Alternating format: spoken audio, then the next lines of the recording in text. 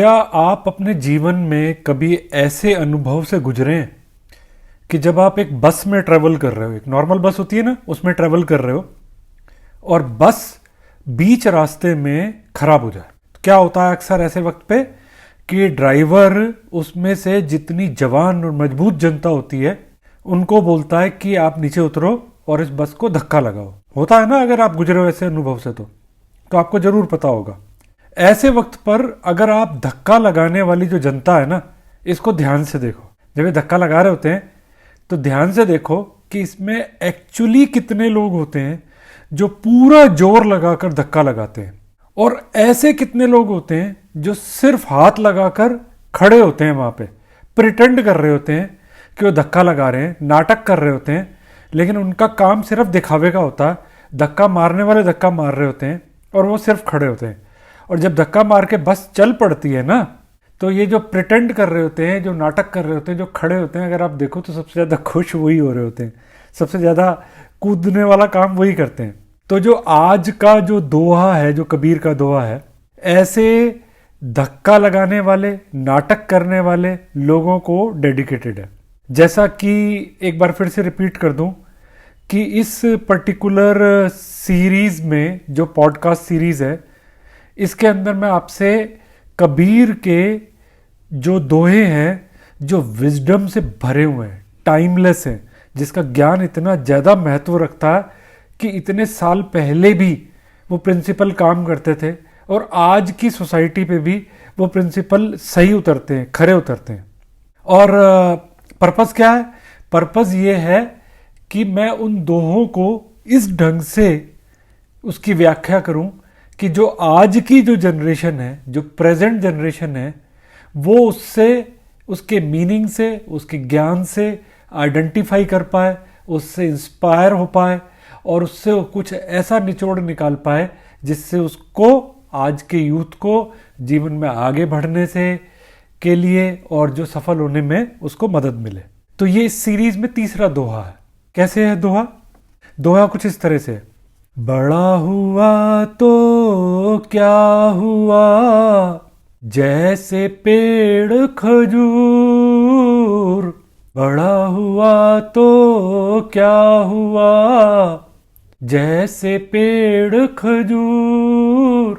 पंथी को छाया नहीं, फल लगे अति दूर। कबीरा, फल लगे अति दूर।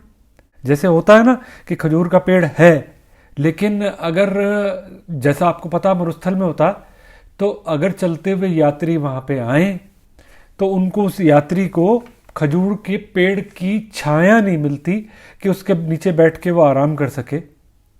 और सिमिलरली अगर आपको उस पे से खजूर तोड़नी है तो उस पर बहुत ज़्यादा एफर्ट करना पड़ता। मतलब साफ है कि धक्का लगाने का नाटक करने वाले जो लोग हैं, जिन्हें कबीर एड्रेस कर रहे हैं, और यही वो खजूर के पेड़ हैं। वेस्टर्न वर्ल्ड के ना, एक इटली के एक बहुत ही मशहूर इकोनॉमिस्ट थे या फिलोसफर, ये मुझे याद नहीं, लेकिन एक बहुत ही मशहूर इंसान हुए हैं जिनका नाम था प्रेटो। और उनका एक प्रिंसिपल बहुत मशहूर है जो प्रेटोस प्रिंसिपल के नाम से जाना जाता है, विच इज़ 80-20 प्रिंसिपल। बहुत मशहूर प्रिंसिपल है। कॉर्पोरेट वर्ल्ड के अंदर जाओ तो बहुत ज़्यादा पॉपुलर है, और कहा जाता है कि लगभग हर ऑर्गेनाइजेशन में, जो इसका मीनिंग होता है ना, वो ये है कि कॉर्पोरेट वर्ल्ड में हर ऑर्गेनाइजेशन में जो 80% जो वर्कफोर्स होती है उसमें काम करने वाली, वो जितना एफर्ट डालती है या जोर लगाती है, तो उसका जो रिजल्ट निकलता है, एंड रिजल्ट जो निकलता है, वो लगभग 20% निकलता है जो टोटल के अंदर। And similarly 20% workforce of any organisation, वो जितना एफर्ट करती है या जितना जोर लगाती है, उसका जो रिजल्ट निकलता वो 80% निकलता। यानी अगर मान लो कि 100 रुपए की सेल अगर कोई ऑर्गेनाइजेशन कर रही है, तो उसमें 20% लोग ऐसे होते हैं जिनका एफर्ट 80 रुपए प्रोड्यूस करता, और 80% लोग ऐसे होते हैं जिनका एफर्ट मात्र 20% रिजल्ट प्रोड्यूस करता है। तो बिल्कुल वही देख लो, पैरेलल है बिल्कुल, कि बस को धक्का लगाने वाले जो लोग हैं वो 20% हैं और उनके धक्का लगाने से बस चल रही है, और 80% लोग जो है वो सिर्फ हाथ लगा के खड़े हैं या थोड़ा बहुत एफर्ट कर रहे हैं, जो उनका योगदान 20% का। बाकियों का योगदान 80% का। और कबीर क्या कर रहे हैं? कबीर अपने दोहे में जो ये 80% मैन पावर है, जो आधा अधूरा जोर लगाती है, जो प्रेजेंट तो है लेकिन उसका होना ना होना उतना महत्व नहीं रखता, वो एक खजूर की तरह, पेड़ की तरह है, वो उनको वो बुला रहे हैं जो है तो, मगर उनसे ज़्यादा उम्मीद नहीं कर सकते आप। अगर आपसे उनको खजूर तोड़नी है या उनसे कोई प्रोडक्टिविटी निकालनी है तो आपको उनके ऊपर बहुत ज़्यादा मेहनत करनी पड़ती है, तभी जाके वो मिलेगा। देखा जाए तो इस किस्म के लोग जो आपको हर तरफ मिल जाएंगे, अगर आप अपने घर में जाके देखोगे तो आपको घर में कोई ना कोई घर के मेंबर्स ऐसे मिल जाएंगे जिससे घर के लोग जो हैं अक्सर कोई उम्मीद नहीं करते कि इसको काम दोगे तो पूरा तो होगा नहीं। ऐसे ही आपको मोहल्ले में मिल जाएंगे, जिस सोसाइटी में आप रहते हो वहाँ मिल जाएंगे, दोस्तों में मिल जाएंगे, रिश्तेदारों में मिल जाएंगे, और जहाँ देखोगे वहाँ इस किस्म के लोग आपको मिल जाएंगे, क्योंकि संख्या बहुत ज़्यादा, 80% ऐसे लोगों की संख्या है। कबीर के टाइम में भी थे, आज भी हैं। मेरा सवाल आपसे सिर्फ यह है, आप अपने को, खुद को ध्यान से देखो, दूसरे लोगों को भूल जाओ कि 80% कौन है, 20% कौन है। अब आप पे बात आ गई कि आप खुद 80% वाली कैटेगरी में फॉल करते हो, जो नाटक करती है और अपना पूरा एफर्ट नहीं देती, या जिससे कुछ काम निकलवाना हो तो उसके ऊपर ज़्यादा मेहनत करनी पड़ती है, आधे अधूरे एफर्ट वाले लोगों में से हो, या आप उन 20% लोगों में से हो जो हर काम को करते वक्त 100% देते हैं, 100%, और चाहे उसका फल उनको मिले या ना मिले, या क्या फल मिले उसकी परवाह उनको नहीं होती। अगर आप दिखावटी हो तो ये बात आप मान लो कि आप इस जीवन में पीछे रहोगे, ये फैक्ट कबीरदास जी बता गए हैं। तो अगर आप पीछे हो तो उसका कोई कारण है, और आपको ज़्यादा कोई रोने की ज़रूरत नहीं है। आप स्ट्रगल करते थे, स्ट्रगल करते हो और स्ट्रगल ही करते रहोगे, ये सच उन्होंने बोल दिया। और अगर आप जीवन में सफल होना चाहते हो, आगे बढ़ना चाहते हो, तो आपको तुरंत इसी वक्त अपनी कैटेगरी बदल के 80% वाले लोगों से निकल के आपको 20% वाली कैटेगरी में आने की तैयारी कर देनी चाहिए, और ये जानने की कोशिश करनी चाहिए कि उस कैटेगरी में जाने के लिए आपको क्या करना पड़ेगा, है ना। तो कबीरदास जी ने तो सिर्फ एक सच बोला है कि ऐसे हो तो ये रिजल्ट निकलेगा, कोई सॉल्यूशन नहीं दिया। जैसा कि मैं हमेशा कहता हूं कि शायद जिन लोगों को वो सैकड़ों साल पहले वो एड्रेस कर रहे थे, वो ऐसे लोग थे जिनको अगर सिर्फ इशारा ही दे दिया तो काफ़ी है बदलने के लिए। अब वक्त बदल गया है, आज का जो वक्त है। आज अगर कबीर स्वयं खुद होते इस जमाने में तो खाली इशारे से बात नहीं बनती। लोग स्पेसिफिक सॉल्यूशन जानना चाहते हैं कि करे क्या, क्योंकि डीप इनसाइड हर कोई आदमी इस दुनिया में आगे बढ़ना चाहता है, तरक्की करना चाहता है, सफल करना होना चाहता है। तो सॉल्यूशन मैं आपको एक सजेस्ट कर रहा हूँ, वो भी एक पुरानी किताब से सजेस्ट कर रहा हूँ, मेरा खुद का ढूंढा हुआ सॉल्यूशन नहीं है। और वो किताब कौन सी है? मैं गीता की बात कर रहा हूँ। गीता में लिखा है ना, कर्म किए जा और फल की इच्छा मत कर, बस यही सॉल्यूशन है। और अगर आप ध्यान से देखोगे तो जो 20% लोग हैं वो उस कैटेगरी में नेचुरल तौर पे, स्वाभाविक तौर पे, पैदाइशी तौर के ऊपर उनका स्वभाव ही ऐसा है, उसके अंदर फॉल करते हैं। और जो लोग 80% से जंप करके इस 20% कैटेगरी में आना चाहते हैं, जिनको नेचुरल तौर के ऊपर, स्वाभाविक तौर पे, पैदाइशी तौर पे गुण नहीं मिला, उनको इस कैटेगरी में आने के लिए अभ्यास करना पड़ेगा। क्या अभ्यास करना पड़ेगा? अभ्यास करना पड़ेगा निस्वार्थ भाव से लोगों की मदद करने का अभ्यास। और इसका मौका आपको कहां से मिल सकता है? अपने आसपास के लोगों को देखो, जो भी लोग हैं आपके आसपास, आपके आसपास परिवार के लोग हैं, आपके दोस्त हैं, मित्र हैं, समाज है जिस समाज में आप रहते हो, कितने ना जाने कितने अड़ोसी पड़ोसी दाएं बाएं लोग हैं। अगर आप किसी जगह पे काम कर रहे हो, अपना व्यापार कर रहे हो या काम कर रहे हो, तो कुलीग्स हैं, इनमें से हर किसी को मदद की कोई ना कोई ज़रूरत हमेशा होती है।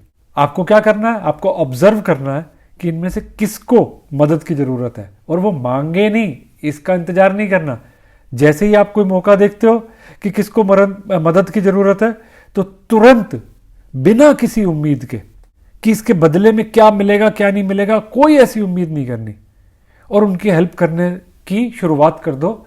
ये आपके अभ्यास की शुरुआत है। बोले तो सेवा भाव से मदद करने का अभ्यास। अगर आपको खजूर का पेड़ नहीं बनना और आपको ऐसा पेड़ बनना है कि जो लोगों को छाया भी दे और फल भी दे और बदले में कुछ ना चाहे। प्रकृति के अंदर ऐसा होता है ना, ऐसे पेड़ भी हैं। एक खजूर का पेड़ है और एक ऐसे पेड़ है कि जिसके नीचे आपको छाया भी मिलेगी और जिससे आपको फल भी मिलेगा और वो उसके बदले में आपसे कुछ नहीं चाहेगा।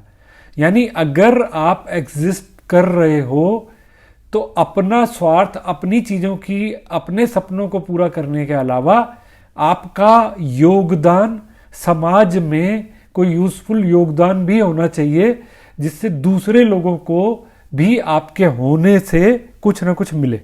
करना क्या है आपको? रोज कम से कम एक आदमी की निस्वार्थ भाव से हेल्प करनी है। यह अभ्यास की आपकी शुरुआत है। और कब तक करनी है? कि जब तक कि ये लोगों की हेल्प करने का जो स्वभाव है ये आपकी पर्सनैलिटी का हिस्सा ना बन जाए। नेचुरल तौर पे जब आना चालू हो जाए कि आपको इसके लिए कोशिश ना करनी पड़े, देखना ना पड़े, जहां कहीं मौका देखो किसी की हेल्प करने का, आप हेल्प करना चालू कर दो। और इससे होगा क्या? मैं जेन्युइनली बता रहा हूं, बहुत बड़ा चमत्कार होगा। जीवन बदल जाएगा, आपको मैं गारंटी देता हूं। कैसे बदलेगा जीवन? मोटे मोटे तौर पे बता रहा हूं मैं आपको, ज्यादा डिटेल में नहीं बता रहा, क्योंकि अगर आप ये करोगे तो आपको अपने आप अनुभव के अंदर आ जाएगा। मेरे कुछ बोलने से कुछ नहीं है। लेकिन अगर इसकी साइंस में जानना चाहते हो तो ये ऐसे ही होता है कि नेचुरली आप जिसकी भी मदद निस्वार्थ भाव से हेल्प कर रहे हो, तो चाहे आप उससे कुछ भी नहीं मांग रहे हो, लेकिन धीरे धीरे उसके बदले में ये जरूर होगा कि आपका उसके साथ एक दिल का रिश्ता कायम हो जाएगा। अगर आप किसी की मदद करोगे या किसी ने आपकी मदद की है तो उसके साथ आपका एक दिल का रिश्ता कायम हो जाता है या नहीं हो जाता? क्या आप उसको पसंद करने लगते हो या नहीं करते हो? क्या आप इस इंतजार में नहीं रहते कि अगर कभी उसको हेल्प की जरूरत है तो आप आगे बढ़ के उसकी हेल्प करोगे? होता है ना। और धीरे धीरे होगा क्या? धीरे धीरे ऐसे लोगों की संख्या आपके आसपास बढ़ती चली जाएगी जिनके साथ आपका बहुत गहरा और दिल का रिश्ता होगा, जो तत्पर है आपकी मदद करने को। मैंने जो इसी पॉडकास्ट का दोहा नंबर 2 था उसके अंदर आपको कहा था कि इस जीवन में सफल होने के लिए अपार्ट फ्रॉम द स्किल, जो आपका एजुकेशन लेवल है या आपकी कोई भी स्किल है, उसके अलावा एक बहुत बड़ा इंपॉर्टेंट पार्ट जो चीज प्ले करती है वो ये है कि आपके साथ कितने लोग दिल से जुड़े हुए हैं, जो आपके जीवन में आगे बढ़ने की, सफल होने की यात्रा में आपको सहयोग देने में दिल से तत्पर है। तो अगर आपके साथ बहुत लोगों का बल जुड़ जाता है तो आपका जीवन बहुत आसान हो जाता है। आगे बढ़ने में या कोई भी मुसीबत हो या कोई भी चैलेंज हो उसको अचीव करने में बहुत आसानी हो जाती है। कोई रॉकेट साइंस नहीं है, ये तथ्य है, सच है। ये आगे बढ़ना है, सफल होना है, तो रोज एक आदमी की निस्वार्थ भाव से सेवा शुरू कर दो। आज से ही कर दो, अभी से कर दो। बस आज इतना ही। अगले हफ्ते एक और नए कबीर के दोहे के साथ, उसकी व्याख्या के साथ, और वो कैसे आपको उसका जो मैसेज है वो आपको हेल्प कर सकता है इंस्पायर करने में, उस बारे में चर्चा करेंगे। Bye from now.